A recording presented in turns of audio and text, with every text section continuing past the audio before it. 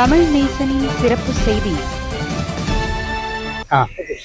வணக்கம், என் பேர் சிவன் துரைசாமி. நான் ஸ்வாராம் எனப்படும் மனித உரிமைக்கான அரசு சாரா இயக்கத்திலிருந்து பேசுகிறேன். இன்றைக்கி நம்ம புக்கெட் அம்மானுக்கு வந்திருந்தோம். இன்றைக்கி ஒரு மெமரண்டம் கொடுத்துருந்தோம். அதாவது பன்னீர்செல்வம் அவர் சிங்கப்பூர் சிறையில் தூக்கு தண்டனை கைதியாக இருக்காங்க.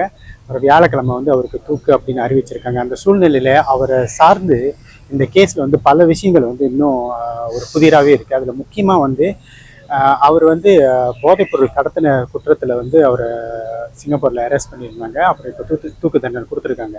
ஆனால் அவர் சிங்கப்பூர் அரசாங்கம் என்ன சொல்லியிருந்தாங்கன்னா, அப்படி அவர் ஒரு போதைப் பொருளுக்கு அவர் ஒரு கருவியாக பயன்படுத்தியிருந்தாங்கன்னா, கல்டாய் டாட்டான்னு சொல்லுவாங்க. அவர் அரசாங்கத்தோட ஒத்துழைச்சாருன்னா அவர் விட்னஸாக எடுத்துக்குவோம். அவர் நிறைய கைதியாக தூக்கு தண்டனை கைதியிலேருந்து அவர் விட்னஸாக எடுத்துமா அவருக்கு அதுலேருந்து ஒரு விடுப்பு இருக்குது அப்படின்னு ஏற்கனவே சொல்லியிருந்த சூழ்நிலையில் அவரும் அதை செஞ்சுருக்காரு. நிறைய இன்ஃபர்மேஷன் கொடுத்துருந்தாரு. ஆனால் இருந்த போதிலும் அவர் ஒரு போதைப்பொருள் கடத்தலில் ஒரு கருவியாக பயன்படுத்தின ஒரு விவகாரத்தை மலேசியாலையும் அதை ரிப்போர்ட் பண்ணியிருந்தாங்க.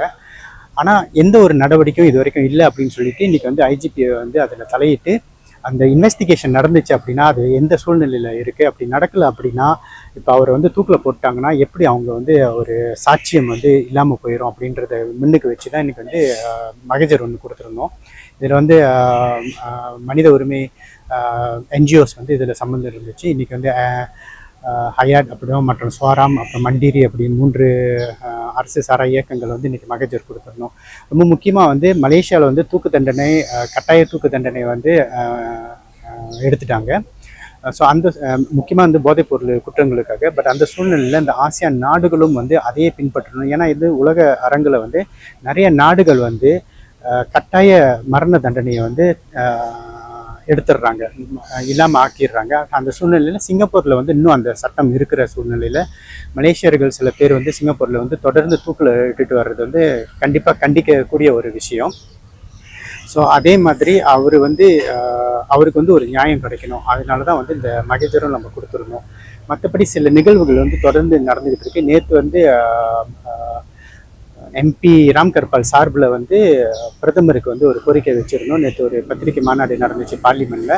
அதில் என்ன முக்கியமாக சொல்லியிருந்தாங்க அப்படின்னா, பிரதமர் சிங்கப்பூர் பிரதமர்கிட்ட பேசிட்டு அவர்களை இப்போ தற்காலிகமாக மரண தண்டனையை ஒரு நிறுத்தம், ஒரு மொரட்டோரியம் கொடுக்கணும்னு நம்ம சொல்லியிருந்தோம். இப்போ ஆசியான் மாநாடு வேறு வருது. ஸோ இந்த சூழ்நிலையில் ஒரு நாட்டில் சேர்ந்தவங்க இன்னொரு நாட்டில் தூக்கில் போடுறது தவிர்க்க வேண்டும். ரெண்டாவது மரண தண்டனை இல்லாமல் செய்கிறது தான் இந்த மூவ்மெண்டோட கோரிக்கை.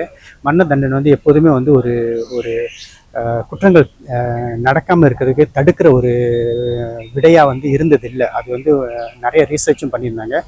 ஐநா சபையும் இதையே தான் முன்னுக்கு வைக்கிறாங்க. ஐநா சபை என்ன சொல்கிறாங்கன்னா, குற்றவாளி விசாரிக்கும் போது அது முழுமையாக விசாரித்து அதில் சம்மந்தப்பட்ட மற்றவங்களும் நீங்கள் கைது செய்து அதை இல்லாமல் ஆக்குறது தான் முறையான வழியை தவிர ஒரு ஆளை எடுத்துக்கிட்டு அவங்கள தூக்கில் போட்டால் அந்த குற்றம்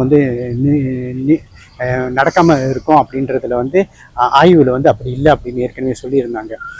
அதேமாரி ஐநா சபையில் 2022 சிங்கப்பூருக்கும் அவங்க சில அணுகுமுறைகள் சொல்லியிருந்தாங்க. அதாவது தற்காலிகமாக போதைப்பொருள் அடிப்படையில் உள்ள மரண தண்டனையை நிவர்த்தி செய்யணும், அதை மறுபடியும் மறு ஆய்வு செய்யணும், எந்த ஒரு தூக்கிலிடுற செயலும் உடனடியாக நிறுத்தணும் அப்படின்னு கோரிக்கை வச்சுருந்தாங்க. ஸோ இதுலேருந்து நம்ம என்ன எதிர்பார்க்குறோன்னா, சிங்கப்பூர் அரசாங்கம் இதை சீரியஸாக எடுத்துக்கிட்டு இந்த மரண தண்டனை விதிக்கிறது தற்காலிகமாக நிறுத்தணும்னு நம்ம கோரிக்கை வைக்கிறோம்.